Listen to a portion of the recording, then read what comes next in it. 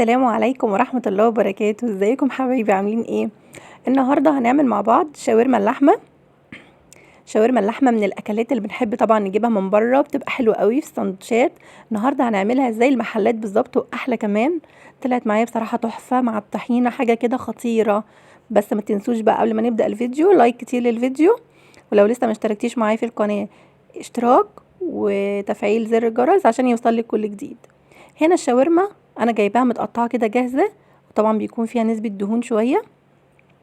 تمام. ومعايا هنا علبه زبادي، علبه زبادي بلدي او زبادي عادي مفيش مشكله. وهنا بصلايه، ده عصير بصلايه.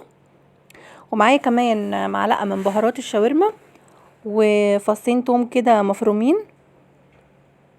ومعايا عصير ليمونه كبيره.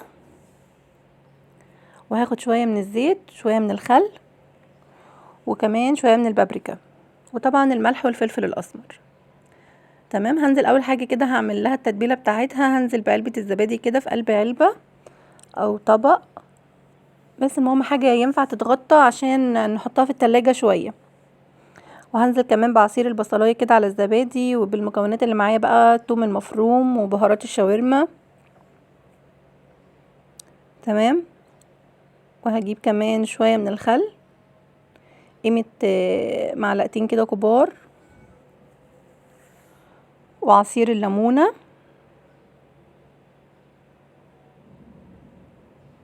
اهو.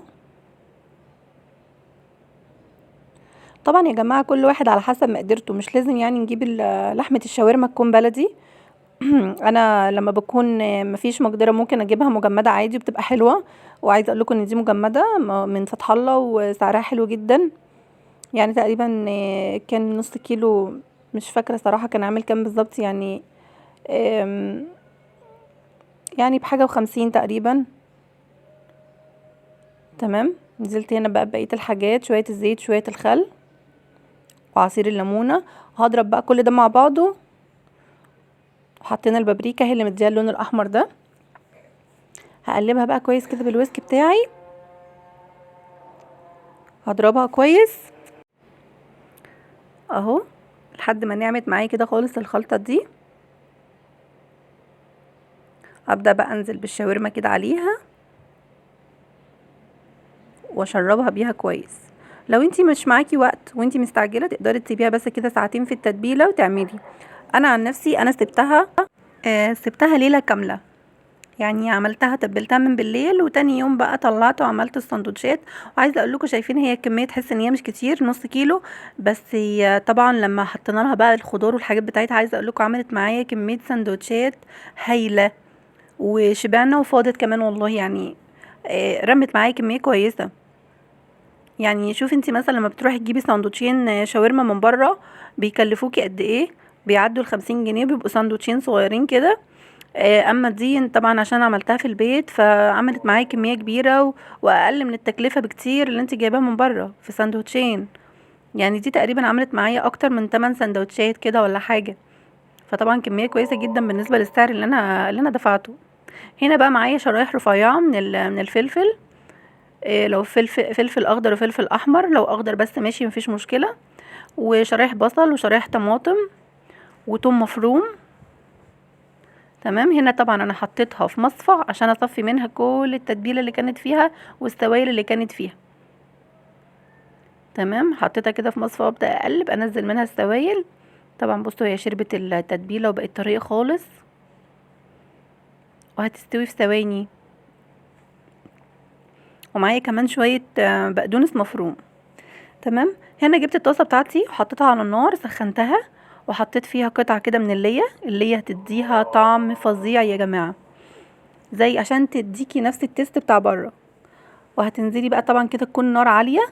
تبداي تنزلي بالشاورما، يا ريت ما تنزليش بيها مره واحده لان الطاسه بتبرد. فلو تنزلي بيها على اجزاء عشان تاخد صدمه وما تنزلش ميه كتير. هنا بصوا انا يعتبر استعجلت وما نزلتهاش يعني على مراحل، نزلتها ورا بعض كده على طول. فبدات انها تنزل شويه سوائل كده من التتبيله اللي كانت فيها. تمام. دي هنا طاسه تانية اهي معايا، هدبل فيها الخضار تتبيل بس كده اللي هو يشف بس معايا اهو. نزلت البصل وبعد كده نزلت الفلفل. الطماطم دي مش هحطها دلوقتي خالص، الطماطم دي في الاخر. هبدأ بقى اشوح كده الخضار على خفيف خالص، ونزلت كمان عليه بالثوم المفروم. كل ده تشويحة خفيفة يا دوب ما يكملش معايا 3 دقايق على النار. انا عايزاه يحتفظ بقوامه زي ما هو، يا دوب يشف بس اهو. هتبله بس كده تتبيله كده خفيفه عشان يبقى ليه طعم حلو. حطيت له كده رشه ملح وكمان رشه فلفل اسود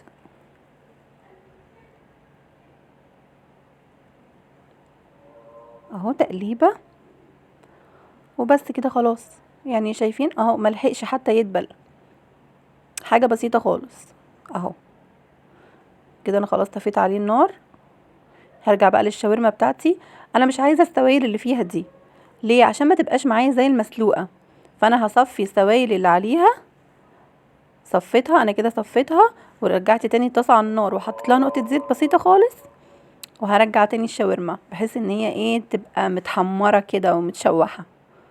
الحركه دي هتفرق معاكم جدا، وهوريكم دلوقتي ان هي مستويه خالص. بس احنا مش عايزين سوائل طبعا، هي بتبقى لازم تكون ما فيهاش سوائل.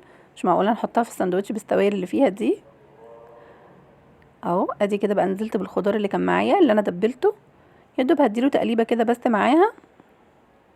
طبعا كل ده احنا حاطينها على نار عاليه عشان ما تنزلش اي ميه تاني. هننزل بقى في الاخر بالطماطم، شويه طماطم كده.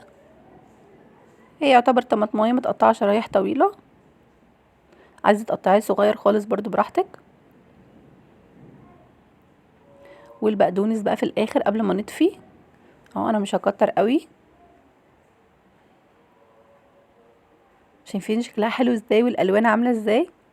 تحفه. مش قادره اقول لكم كمان طعمها كان عامل ازاي. شايفين مستويه ازاي ودايبه؟ لو وصلتي معايا لحد هنا بقى ما تبخليش عليا باللايك والسبسكرايب للقناه لو انتي لسه ما اشتركتيش معايا، وتفعيل زر الجرس اهو. هنا بقى هبدا ايه اظبط الحدق بتاعها، شويه ملح كده وشويه فلفل اسمر. هي كده بقت جاهزه معايا للغرف. عملت لها بقى شويه طحينه كده حلوين، طبعا كلنا شاطرين وبنعرف نعمل الطحينه، وده العيش الكايزر الحلو بتاعنا. هبدا كده افرد طحينه في جوه الساندوتش الاول، وانزل بقى عليها بالشاورما. الله، متخيلين ريحتها يا جماعه وطعمها كان عامل ازاي؟ تحفه. وطريه جدا يا جماعه، والله طريه جدا ومش ناشفه، لا بجد طعمها حلو قوي. برغم ان هي لحمه مجمده بس طعمها حلو، طعمها حلو بجد. طبعا اللحمه المجمده مش بنجيبها من اي حد ومش بنشتريها من اي حد، لازم أن تكون مكان موثوق منه. وكانت طعمها وريحتها حلوه قوي زي السندوتشات اللي بنجيبها من بره بالظبط. وعملت معايا كميه كبيره، بس انا عشان السندوتشات ما تبردش، لانها لو بردت جوه السندوتش مش هعرف اسخنها، فانا سبت شويه في الطاسه وعملت بس على قد اللي هياكل. السندوتشات على قد اللي هياكل، وبألف هنا وشفا.